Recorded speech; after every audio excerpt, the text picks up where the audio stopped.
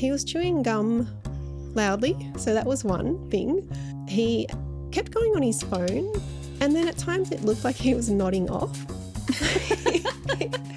He was just not picking up on social cues at all, like not reading the room. It felt for me like I was internalizing racism because I was sitting with, oh my God, like, can you not do that? You're making us look bad. Yep. Okay. I wasn't seeing him as an individual. I was seeing him through the lens of how white people are going to look at us. Hello there.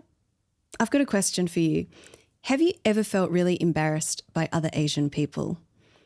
And then, to complicate that even further, have you then felt guilty that you felt embarrassed by that in the first place?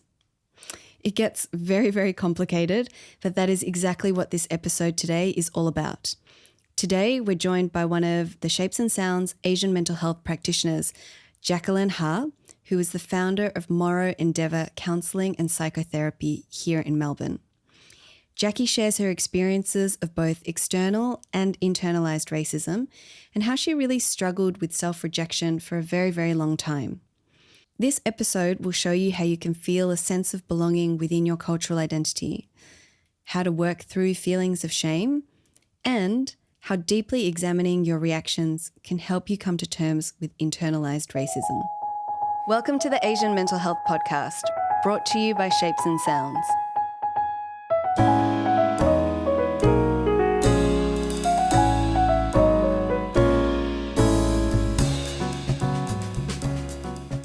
Hello, Jackie. Hi. Thank you so much for being here today, and thank you also for being colour-coded with Shapes and Sounds, wearing a yellow jumper. I did this deliberately. I know you did. You're like, what should I wear to this podcast interview? I'll wear bright yellow. It's the only option. I want to start like right at the beginning. For a lot of Asian people listening to this podcast, I think especially for those who grew up here, so often we explore themes about not fitting in, not belonging, or really taking a long time to learn what is belonging and who am I and what is my identity, and like finding communities where we feel really seen and heard as well. And I know your story centres around this, Jackie, so I was wondering if you could take us back to your childhood and talk to us about some of the challenges you had with fitting in or belonging. Yeah.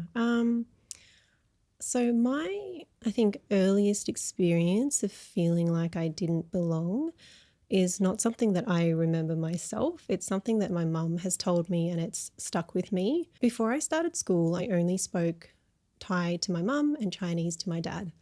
I didn't speak English. And then once I started school, I had to learn English.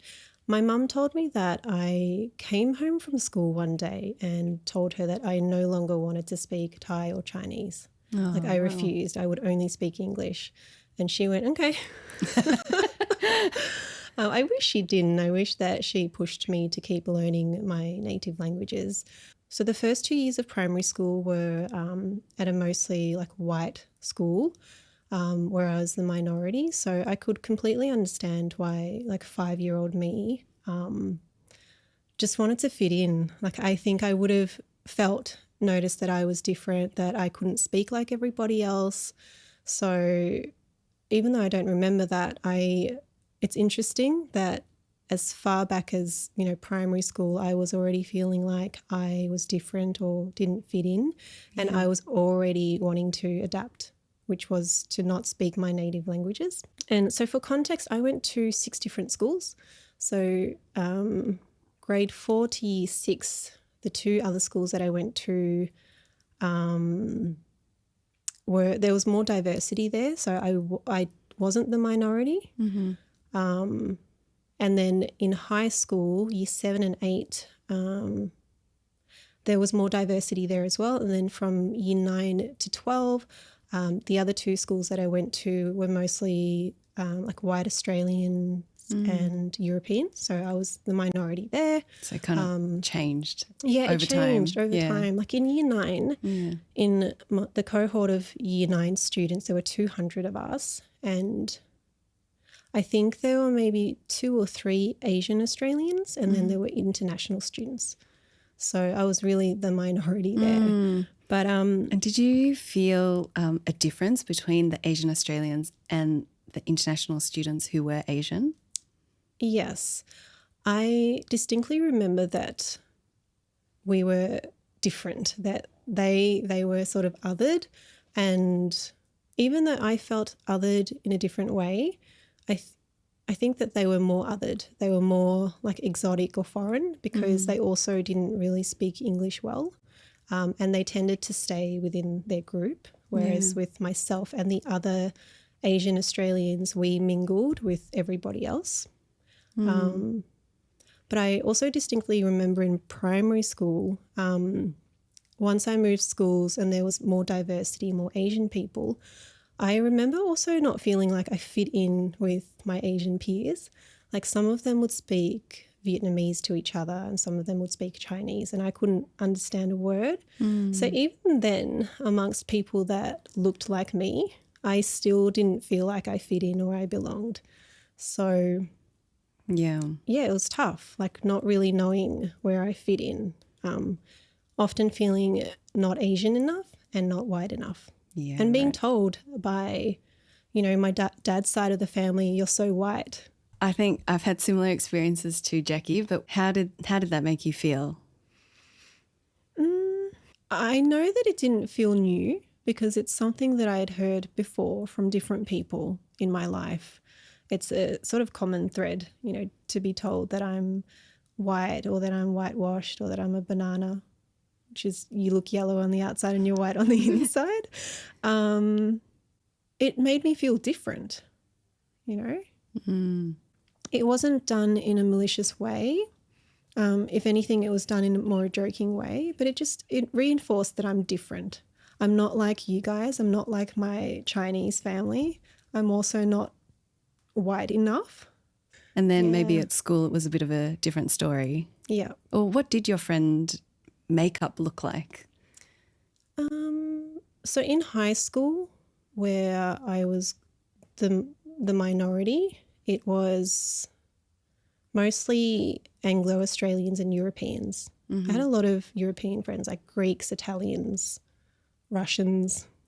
Yeah. Yeah. So maybe people who shared some kind of understanding of some kind of diaspora experience, but not necessarily like the same or similar cultural identity as you, but some kind of shared understanding. Do you think that's what Yeah. you were looking for as a kid? I think so, even though it wasn't explicit and it wasn't something that was spoken about amongst myself and my peers. I think that naturally I was seeking some sense of belonging and connection to people that I felt I could relate to. Yeah. Yeah. Did you think of yourself as Asian though? Like, or did you like that? I think for the most part of my childhood and adolescence, I don't think I saw myself as Asian. Yeah, because I was in a lot of white spaces, communities, schools. A lot of the friends that I grew up with were non-Asian, so I didn't consider myself as Asian at times. What about now? Like, do you feel Asian? Yes. Yeah. Yeah. I think from when I was about 25 to now, most of the people in my community, my friends, are Asian. Yeah, So right. that's been the big shift. Before 25, a lot of my friends were non-Asian. They were Australians, Europeans. Then after 25, there was this big shift. And then it was quite interesting integrating into Asian communities as well. And friends making jokes about how I'm so white or I'm whitewashed. So again, I was like, where do I belong? And it is hard to make sense of how people understand you or respond to you or the ways in which they maybe will stereotype you, because I think a lot of the time you're questioning yourself, like, what is my reality? Yeah.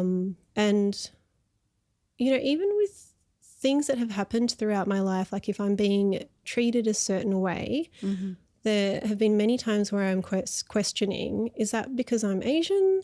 Am I being treated that way because I'm different, or I'm seen as less than, or is that just in my head? Yeah. Or is it just a thing that's happening, like someone's just saying something? Yeah. Yeah. And maybe they're well-meaning, but it's, I think, the way that you internalize it that it's confusing. Yeah. Yeah. Okay. I really hear you. And I want to ask, like, on this topic of trying to find belonging, trying to fit in, what would you say were some of the ways in which you tried to change yourself, or you shape-shifted yourself to find that sense of fitting in? I remember the overall experience and how it felt more than specific memories. Okay. Where I shape-shifted. So I guess, kind of running themes that I had in my life were around how I thought I was being perceived by other people, from like a white lens, I guess. Thinking back to childhood, from like a really, really young age, I was acutely aware of the way that people treated my mum, not being able to speak English properly. It's not a clear memory, but I remember waiting in a line with her, and someone, I think the customer service person, they were getting frustrated with her because they couldn't understand her. And then they were starting to speak louder and louder to her, as though increasing the volume was just going to make her understand. And I remember feeling like angry, protective of her, but also ashamed. Like I just wanted to hide, just did not want that attention on us. So it's like whatever it is, as long as you avoid those kinds of feelings. Yep. Yeah. Yep. It's like not a specific thing you did, but a recurring theme of whatever it took, I would not put myself in a situation like that. Yes, like blend in, conform, don't make waves, don't stand out in a negative way, don't bring attention to yourself if it's like bad attention where people are going to judge you or make an assumption about you because of your race. Just, stay small and blend in. And I think that constant scanning of your environment, assessing like, is it safe to show these parts of myself? Do I need to shrink a little more here?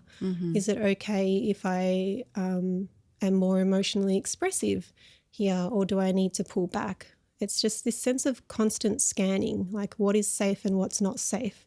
How can I show up here? Yeah, right. Yeah.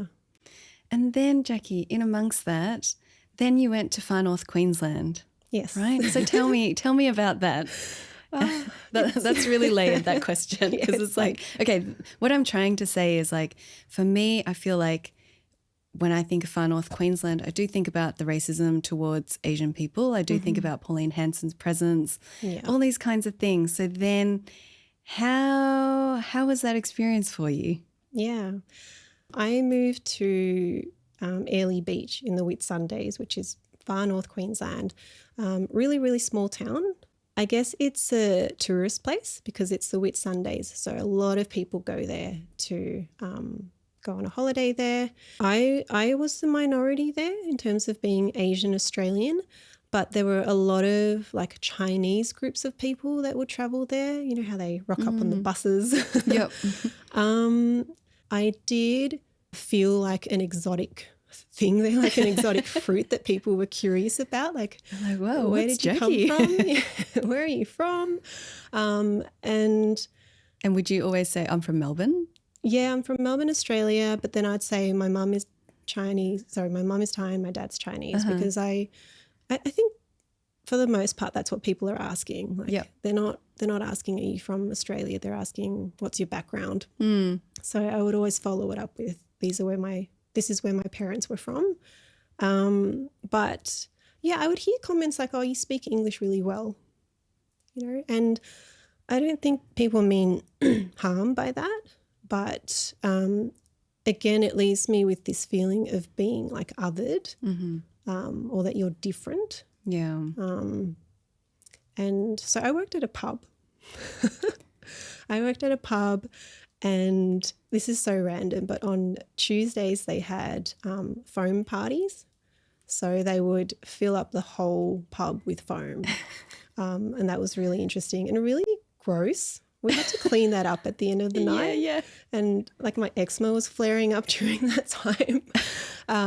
But on Wednesdays they had wet T-shirt competitions. Oh my gosh. So that was really interesting as well. Yeah, it's very interesting culture up there. But I didn't really make friends at work. And again, that left me with like, is it because I'm Asian? Is it because I'm different that they're not interested in getting to know me? Yep. And that might not have been the case at all, but it's just what I internalized from lived experience.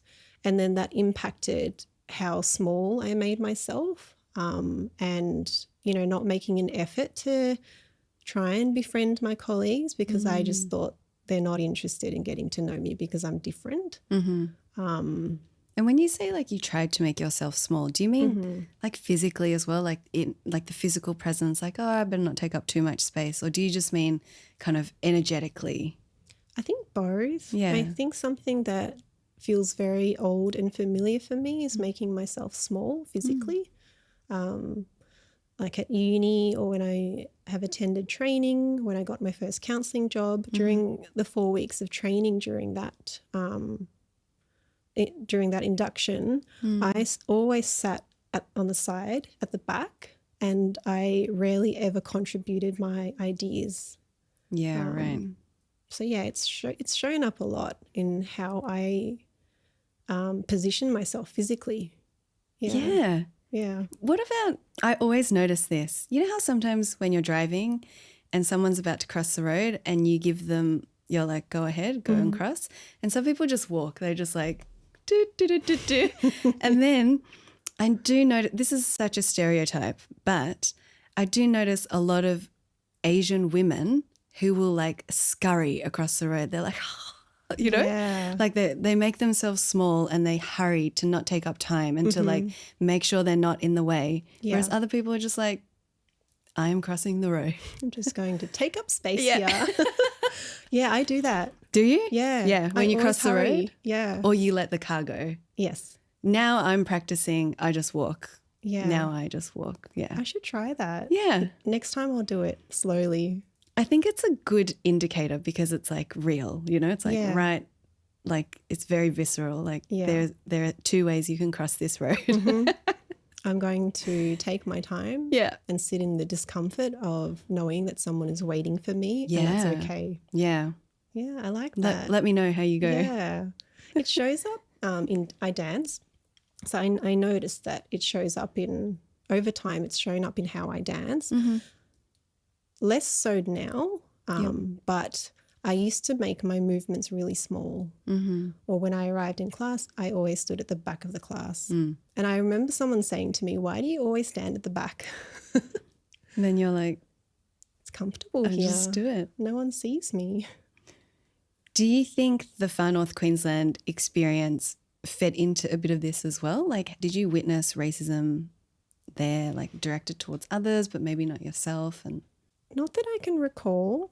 I think it could sound surprising, but that doesn't mean it didn't happen. It's just Yeah. that I don't necessarily remember it. But for me, I noticed sort of not wanting to be grouped as the same as them. yeah. Like I wanted to be recognized as being different.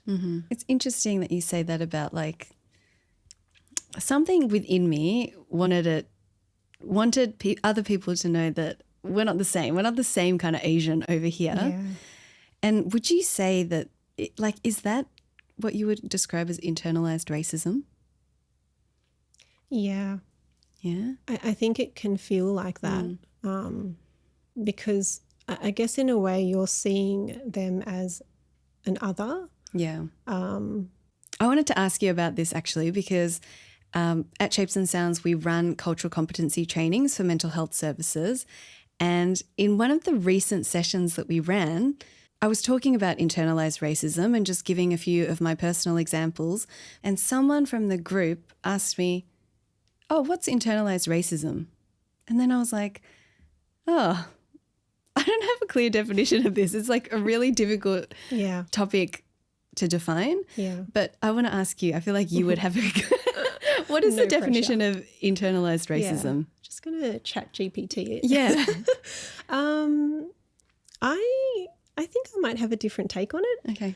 I frame it this way in that it's the, I guess, internalization of like the attitudes and the negative assumptions or beliefs that we have about a race, or the ways in which we maybe devalue people of another race that are not from a dominant culture. Mm-hmm.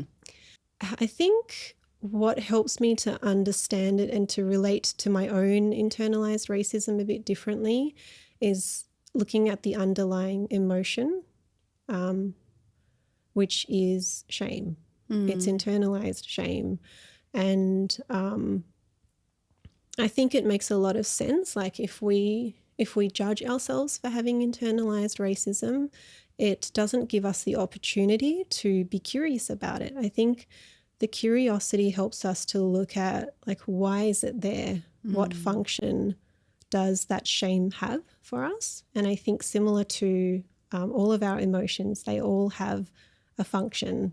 They're all, there to protect us in some ways. Like anger is there to help us, to mobilize us, to stand up for ourselves and protect ourselves. It's anger is there to say, no, I'm not okay with that. And so anger is adaptive. And I think that I look at shame in the same way, in that shame protects us. Yeah, right.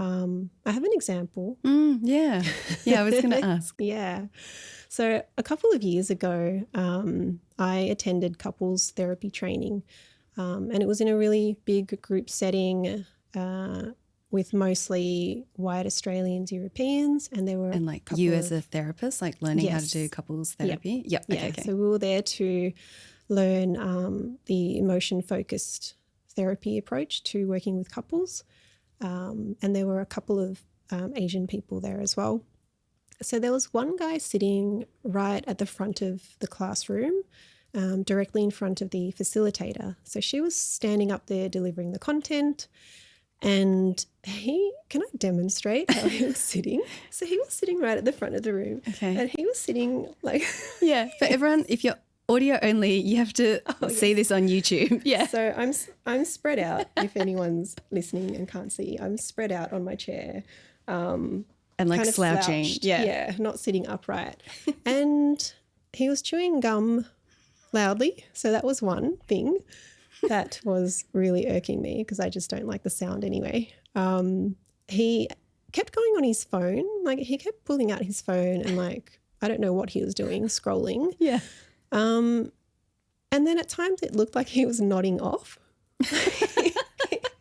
So like there were times where he was just closing his eyes and I was like... Were you distracted? You were like not taking in the content. You were just watching this guy. Yeah. It's still so funny when I think about it. Yeah. Because he was just not picking up on social cues at all, like not reading the room. But so going back to this idea of internalized racism, it felt for me like I was internalizing racism because I was sitting with, oh my God, like, can you not do that? You're making us look bad. Yep. Okay. I wasn't seeing him as an individual. I was seeing him through the lens of how white people are going to look at us. Yeah, like not just him and this annoying guy at the front, but all the Asians in the room / all the Asians they've ever interacted with. Yep. Yeah, right. Yeah, like I really personalized it rather than just seeing him as this person who was behaving in a very unpalatable way. Like I'd go so far as to say that I felt disgust. I was just like, ugh. And shame. I went away from that feeling bad, like feeling ashamed about the shame, if that makes sense. Like you're feeling ashamed about being ashamed of him. Yeah. Okay. Yep. So I took it to therapy and I was like, what is this? I'm really curious. I want to know what it's about. And I remember saying to my therapist, like, I don't even want to say this out loud because I feel so gross saying this. And she was like, come on, just tell me. Let's look at what this is about for you. We unpacked it and understood that, you know, for me growing up, I just wanted to fit in and belong and be accepted at all costs. I did not want to stand out. I just wanted to blend in. And so how that would look for me growing up is that I would conform. You know, I would be palatable. I would be so attuned to reading the room to then know how to kind of mold myself. And there this guy was who was not following those rules at all. He was like, just doing what I feel like doing. Yeah. Who cares what anyone else thinks? And so his behavior kind of threatened the space or the spaces that I try to create for myself and the way that I try to energy that you're taking to do everything perfectly. Yes. And you're like, oh, wow, other people don't do that. Yeah, like how dare you not follow the rules? So it helped to soften the shame that I had around the shame that I had towards him, because I was able to relate to it differently and just understand that that shame was adaptive. It's just there to protect me. It's there to say, you know, conform and behave in ways that people will accept you. And if anyone around you is going to threaten that, then that's going to stir up something in me. So I get it. I understand the shame of feeling ashamed, or like being ashamed looking at this person, and then the shame on top of that. I do my groceries at the market because I like fresh food, and I go at a time when it's not busy because I hate crowds. But because it's Queen Victoria Market as well, so there are lots of tourists, right? And lots of excited people from Asia who like love food. And then sometimes, this is so early, this is like 6:45 a.m. on a weekday. So I'm like in a bad mood. I'm not in a bad mood. I just want to get the job done. I'm sorry, you're at the market at 6:45 in the morning? Yeah, I don't like to waste my weekends on groceries, right? Okay. So here I am. I'm getting my vegetables and I'm doing my weekly shop. And then this woman, I know she was excited and having a great holiday, but she was like literally reaching over my groceries and like waving a bag of like grapes and money in her other hand like this. And then I was like, okay, maybe this is normal. Like in some parts of Asia, like, you know, the market culture, and it's like a bit rough, just transactional. But I was so annoyed and I was like, bloody hell, I'm just trying to do my groceries. Yeah. Like, this is not how we do things here. Like I had all these like really intense thoughts. Yeah. And like, how dare you? Like, this is so embarrassing. What does everyone else think? All of that internalized racism stuff came up so viscerally through my body. Yeah. But is that internalized racism, or is that person just annoying?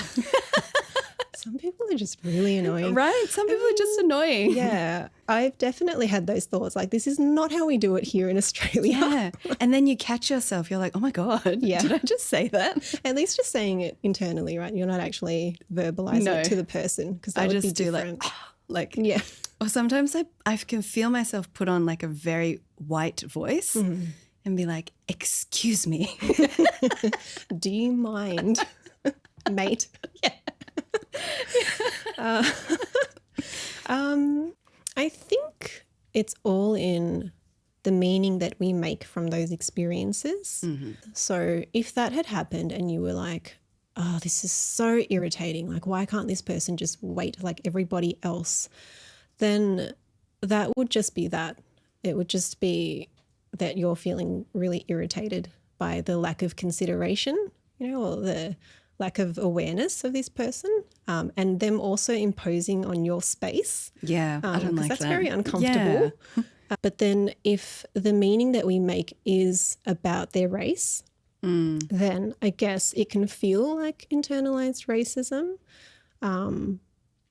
But I also, like, I bring it back to the whole idea of shame. Like, what is the underlying emotion there? Like, if the meaning that you make is about the person's race, it's worth exploring, yeah, like how does that actually impact me? How do I actually feel about that? Cognitively, the Yeah. thoughts are, this is not how we do this here, but what is underlying that? Like now you and I, we're good at reflecting. It's like, okay, I can see where that behavior is coming from. I get it. But do you think that internalized racism, will it go away for us? If we look at internalized racism and the underlying emotion behind that is shame, and then the question is, can you get rid of shame? And it's like, I don't know. can we get rid Yeah. of anger? Can we Yeah. get rid of sadness and fear? They're all like very basic human emotions that we all have. They are adaptive and they are there to give us more information about what we need. And so I don't know if we can get rid of shame, but I think that we can relate to it differently.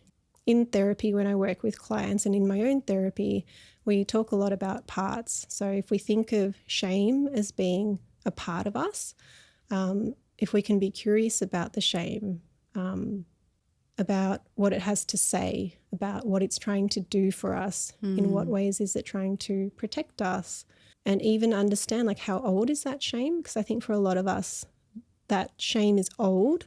Like for me, it goes all the way back to early primary school when I could see how people were speaking to my mum. You know, and it just made me want to hide because I was like, oh, like people are looking at us.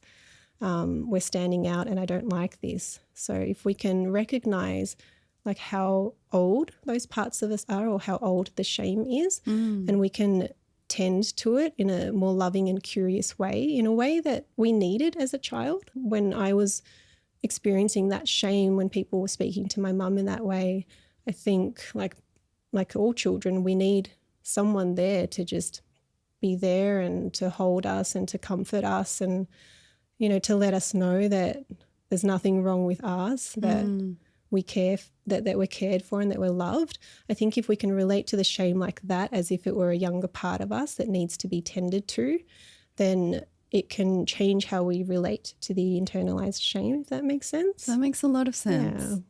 And when you say like to relate to the shame in a much more kind of mature and supportive manner, do you really just mean like actually just talking to yourself and like actually just like verbally reassuring yourself? Yeah. Yeah? Yeah. So I was introduced to this way of working with parts in my own personal therapy.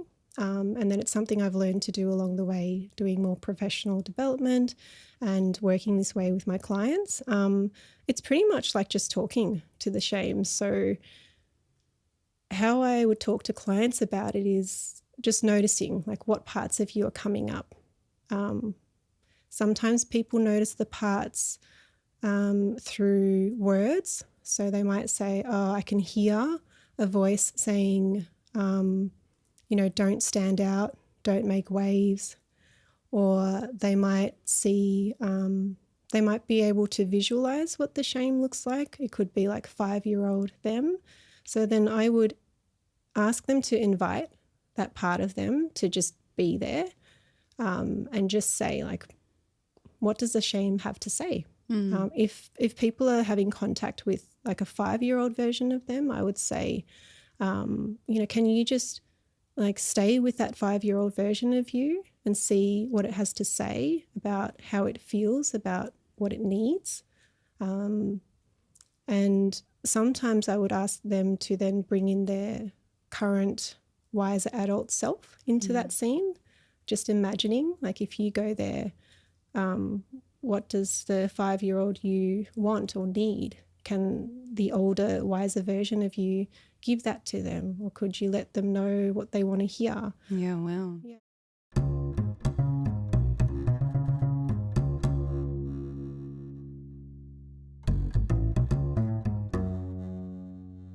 So, Jackie, we've spoken a lot about things like different languages or having parts of ourselves with different languages or even just like shape shifting to try and find different communities or spaces that we belong to.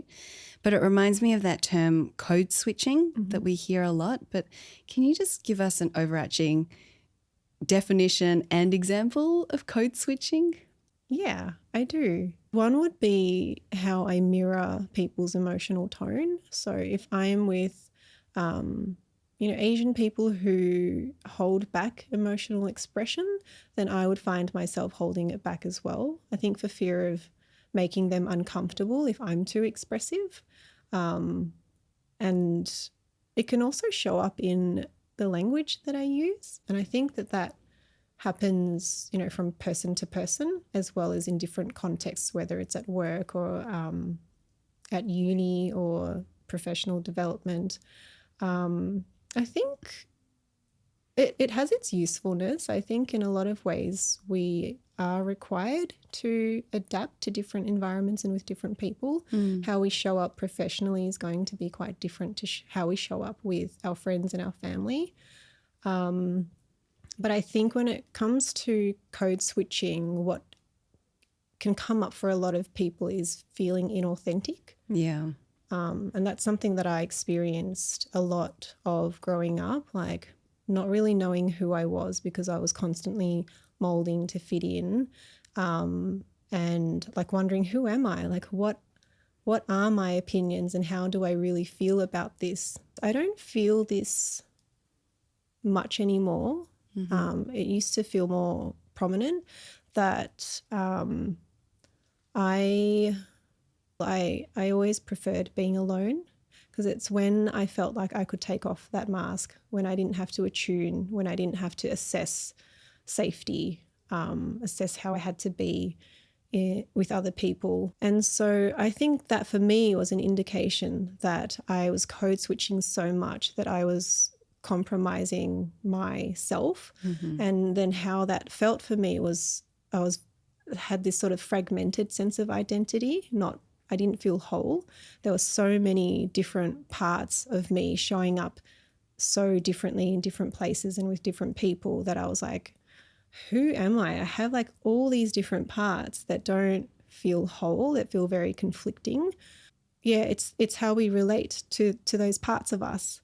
Yeah, right. With curiosity and compassion. Like I recognize that in some environments I'm showing up in this way and in other environments I'm showing up in this way. It doesn't mean that I'm splitting, that I'm two completely different people. I'm just kind of adapting to my environment. It's so interesting, isn't it? And I really want to get your take on this. Like, I think the sentiment I hear from other people, and sometimes I feel this myself too, but I don't know, I feel like I've gone on a long journey to try and understand this within me.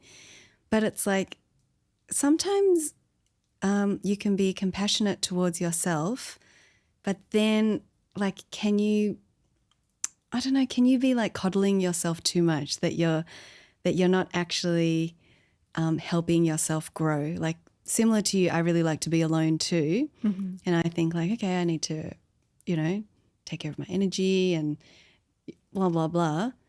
But is that healthy, or am I just being like compassionate towards myself when really I should actually be out there like doing more social connection stuff? Yeah.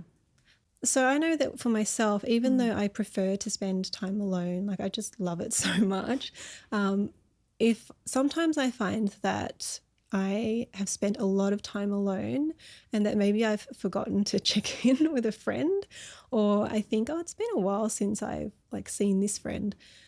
So then you listen to that part of you, like the part of you that says, oh, it's been a while. Yeah. Like, what am I saying there? Oh, I want connection. I want to check in with them and see how they're doing. And then what would it mean to lean into that part of me? And then I would pick up my phone and call my friend. So I think for you and I can't speak for everybody, but there are parts of us that really like to spend time alone and retreat, but there are probably other parts of us that want connection and want friendship and relationships. Yeah, wow. Yeah. I feel like you like fixed me. That was like an amazing therapy session. No, honestly, I've never thought of it like that. Yeah. But that makes so much sense. And like on the topic of therapy, and you are a therapist, I'm really curious to know, because now you're part of the Shapes and Sounds practitioner list, and I'm sure many Asian Australian people seek you out, Do you ever have experiences where their stories are so similar to yours? Like even now we're talking, our stories feel really similar. Yeah. But with some of the people that you work with, how do you still get triggered by people's stories, or like how do you take care of yourself through really similar experiences? Yeah. Well, one of the ways that I take care of myself is going to therapy myself and having good supervision as well. Mm-hmm. But yeah, some stories do still hit close to home. I think about 50% of my caseload are Asian clients. And then even with non-Asian clients, there are threads of anyone's story that I can connect with and resonate with. And some of them might feel more familiar. I think early on in my career as a counsellor, it used to have more of an impact on me emotionally, but now I think my boundaries are a bit better, and being able to compartmentalize and reflect on what's mine and what's the client's. So I think what feels more resonant for me when I work with clients now is not so much their stories or the details of their stories. It's more the felt sense of an experience, one of them being shame. Early on, when I first started therapy, having my therapist like deeply attuned to me, like asking me like, what's just come up for you as you said that, like I noticed a tear come up, like that was really confronting. I was like, this is too much. Stop looking at me. Yeah. Literally stop looking at me. And I would like often avert my gaze because I was like, I can't look at her right now. Sometimes when she said something really nice to me, I wasn't able to look her in the eye. I would often look away, and then she'd be like, what just happened there? And it's like, can you stop like pointing out everything that I'm doing? But I wanted to be there. I wanted to do the work, but it was very unfamiliar, like very foreign and sometimes too vulnerable. And then over time, I was able to work through that and feel more and more comfortable with being cared for in that way. And it's what I see in a lot of clients that I work with, particularly with Asian clients. When they receive that from me, I can see that it's uncomfortable. Wow. Yeah. Yeah. So I really resonate with the felt sense of that. Yeah. I know you're a wonderful therapist. I could tell. I already want to like hire you, but it's too late now. We know each other. I feel like we've gone so deep and so like tangentially, but such a beautiful story that you shared with us, Jackie. Thank you so much for sharing your story and for being so vulnerable with us too. I had a really great chat. I feel like we could have laughed more about our weird internalized racism stories just to deal with the shame of it all. Yeah. But everyone, if you also love Jackie's voice, like I love Jackie's voice, know that you can find Jackie over on the Shapes and Sounds website, justshapesandsounds.com, and you can search for Jackie under our therapist list as well. You can also find Jackie on Instagram at @morrow_endeavour, and we'll tag Jackie so you'll be able to find her as well. But all in all, thank you everyone for listening and joining us here today. You can find us on Instagram and LinkedIn at Just Shapes and Sounds. Please subscribe to this podcast on your favorite app and leave us a review because it really helps other people find us. And download this episode for offline listening. And most importantly, please share this episode with your friends because word of mouth really helps to destigmatize mental health within Asian communities. And I think within the Asian diaspora, so many of us just need to work through internalized racism, like Jackie and I. But thanks so much, Jackie. Thanks for being here. Thank you for having me. It's been really nice to talk with you and have a good laugh with you as well. That's been awesome. Thanks. Yeah, thank you. The Asian Mental Health Podcast is a production from Shapes and Sounds, and it's made on the lands of the Wurundjeri Woiwurrung people of the Kulin Nation. This show is hosted by Asami Koike, Marcus Lai and Oscar Abe, and produced by Yo Chung. We're proudly supported by the Victorian Department of Health's Diverse Communities program. All thoughts and ideas you hear are independently ours and our guests.